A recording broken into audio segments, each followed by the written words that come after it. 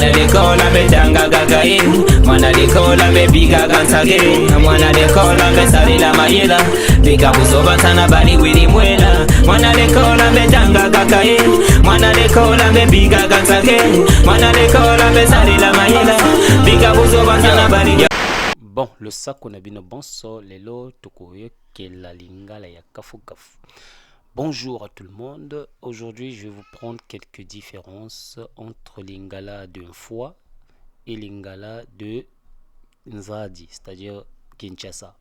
Quand je dis une fois, donc je parle de Brazzaville entre guillemets parce que Brazzaville c'est pas un nom Congo, c'est un nom d'un dominateur, d'un tueur, d'un criminel. C'est pour ça que je prononce plus le vrai nom de cette ville qui est Mfoua. Donc Mavoula ça signifie ville, Mfoua c'est le nom de la ville. Alors bref, on continue notre truc.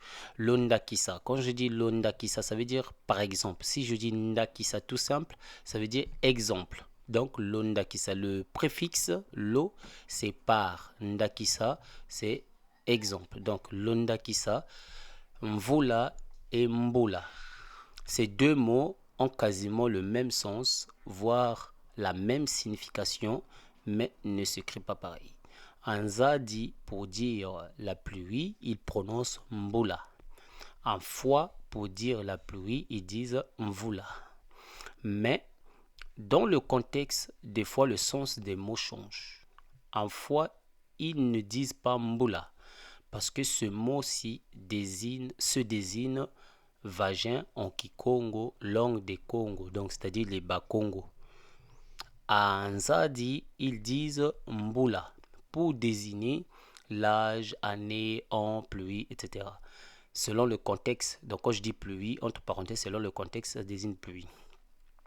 Notez bien, en Nzadi, c'est-à-dire à Kinshasa, avant c'était un territoire des Teke et Bakongo, parce que les Teke et Bakongo c'est quasiment la même famille, ceux qui ne savent pas.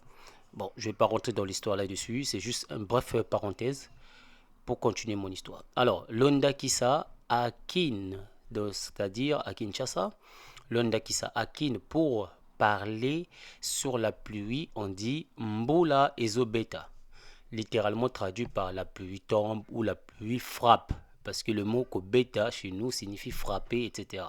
Bref, je continue. Londakisa, en foi, pour parler sur la pluie, on dit Mvula ezonoka, littéralement traduit par il pleut ou la pluie tombe, etc. C'est la même chose. Parce qu'en foi ou parce qu'en foi, Mvula désigne l'âge, l'année, la même chose que à Kinshasa, la même chose qu'à Kinshasa. Mais la seule chose qui change, en foi, il prononce plus le verbe infinitif konoka. Vous voyez, konoka qui est la racine de nok. Nok. Et c'est le même nom qui est désigné dans la Bible, le vrai nom de celui que vous appelez Noé, je sais pas quoi là. Mais normalement, son vrai nom c'est Noka. Voilà pourquoi les ancêtres avaient compris. Bon, bref, je ne vais pas rentrer dans l'histoire là. Ça, c'est aussi entre parenthèses.